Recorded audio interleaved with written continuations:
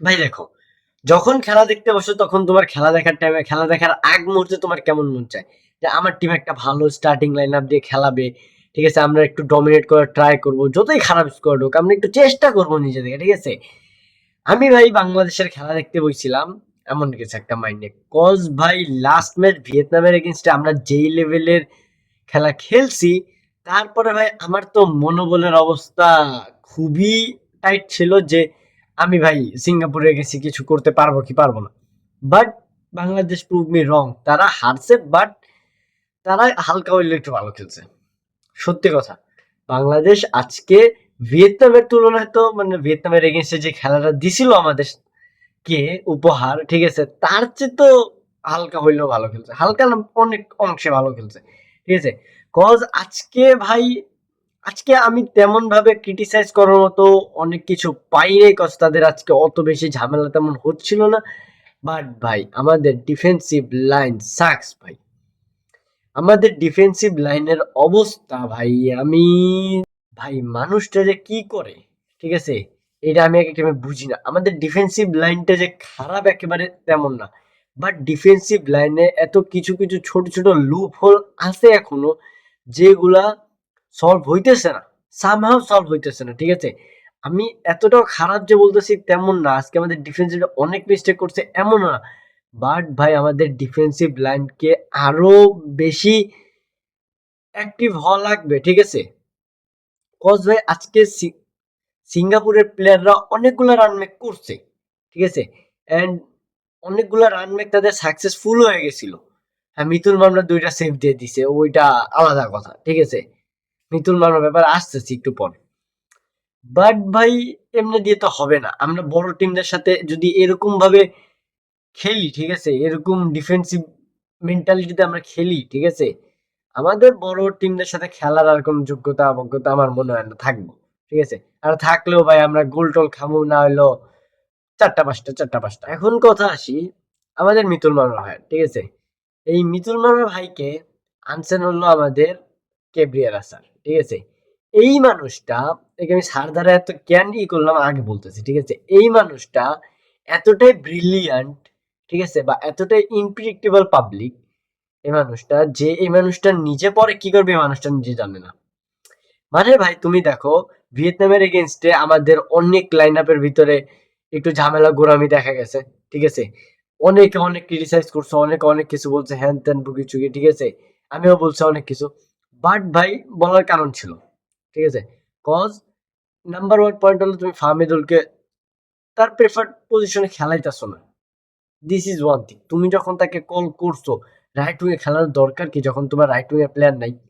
ঠিক আছে, নাই তো তোমার কাছে প্লেয়ার, তুমি ফাহমিদুলকে কেন খেলাবো? লেফট থেকে খেলায় সমস্যা কি? না ভাই আমাদের কোচ ভাই, না তোমাকে রাইট ফরওয়ার্ডে খেল মানে রাইট উইং এ খেলা লাগবে। ঠিক আছে, তুমি রাইট উইং এ না খেলে খেলার দরকার নেই, হ্যান ত্যান। ঠিক আছে, এমন ব্যাপার স্যাপার। আর ফাহিম ভাই তো ফাহিম ভাই। এখন কথা হইল, যেটা বলতেছিলাম মিতুল মার্মার কথা। তো আগের ম্যাচে যখন কোচ শ্রাবণকে যখন সে গোলকিপিং পজিশনের জন্য চুজ করে, তখন আমার মনে হয়েছিল বা আমাদের অনেকের মনে হয়েছিল যে সে সিঙ্গাপুরের এগেন্সে শ্রাবণকে খেলাবে, কজ তাকে একটা বিল্ড আপ দিচ্ছে বা তাকে একটা কনফিডেন্স দিতেছে। ঠিক আছে, যে না তুমি নেক্সট ম্যাচে খেলবা। আর ওই ম্যাচটা ফিফা ফ্রেন্ডলি হইলেও আমাদের জন্য অনেক গুরুত্বপূর্ণ ছিল। ছিল না এমন না, কজ আমরা ভাই ওই দিন যদি ম্যাচটাকে খেলতে পারতাম ভালো মতো বা আমাদের ফুল পোটেনশিয়াল দেওয়া পাওয়ার দিয়ে খেলতে পারতাম, আমরা বুঝতে পারতাম অ্যাটলিস্ট যে আমাদের যোগ্যতা এখন কতটুকু আছে। না ভাই, ক্যাব্রিয়ারা মানুষটা তো আনপ্রেডিক্টেবল টাকলা মানুষ। ঠিক আছে, ওনার ব্রেনে কি চলে উনি জানে, উনি সবকিছু উলট পালট করে দিছে। এখন আজকে আইসা আবার খেলাইতেছে মিতুল মারমাকে, ঠিক আছে, মুরসালিন ব্যাগে, মানে সবাই আমার বড় ভাইয়াই। বাট তুমি এদিকে জিনিসটা ডিফারেন্স দেখো। ঠিক আছে, আমি একটা ফিফা ফ্রেন্ডলি হয় কেন, আমি নেক্সট ম্যাচে যে খেলবো, নেক্সট ম্যাচে বড় কোয়ালিফায়ার্স বা যাই খেলি, ঠিক আছে, তার একটা প্রিপারেশনের জন্য। হ্যাঁ, বা আমার প্লেয়ারদেরকে আগে একটু কনফিডেন্স বিল্ড আপ করার জন্য। আমাদের ক্ষেত্রে পুরোটাই অন্য। আমাদের ক্ষেত্রে এটা দাঁড়ায় হলো আমরা আমাদের প্লেয়ারকে ট্রায়াল করাবো। ঠিক আছে, আমাদের প্লেয়াররা ট্রায়ালে যাবে, তাদেরকে দেখবো তারা কেমন খেলে, এরপর ব্যাপার স্যাপার হবে। তো ভাই এমন করলে আমাদের বাংলাদেশের ফুটবলার বেশি দূর যাচ্ছে না, কজ ভাই আমরা যতই বিদেশি ফুটবলার আনি না কেন আমাদের দেশি রুটিও এখনো ফুটবল প্লেয়াররা তেমন নাই। And this is the problem. আমাদের যতই ভালো প্লেয়ার হোক আমরা তাদেরকে চান্স দিতেছি না, আমাদের কিছু ধরা প্লেয়ার আছে তাদের দিয়ে খেলাইতেছি, ঠিক আছে। আর ভাই আজকে একটা গোল সোহেল রানা ভাইয়ের কাছ থেকে আসছে, সুন্দর একটা গোল দিছে ভাই, ঠিক আছে। অপোনেন্ট গোল দিল, ভাই গোল দিছে আমাদের জন্য, ঠিক আছে। ওটাকে আমরা অন গোল হিসাবেই ধরি, ঠিক আছে। মিতুল মামা এমনি আজকে ভালো খেলছে, আজকে সাহাদুদ্দিন মোটামুটি ভালো খেলছে।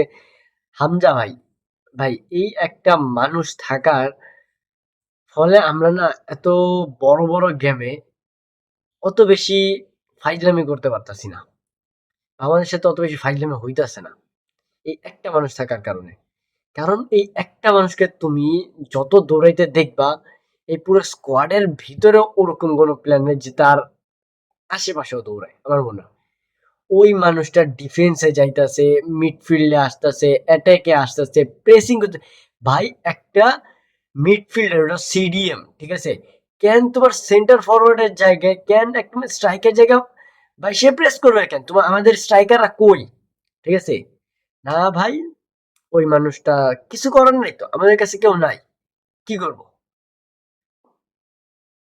আল্লাহ জানে ভাই সামনের ইগুলা কি হবে, ঠিক আছে।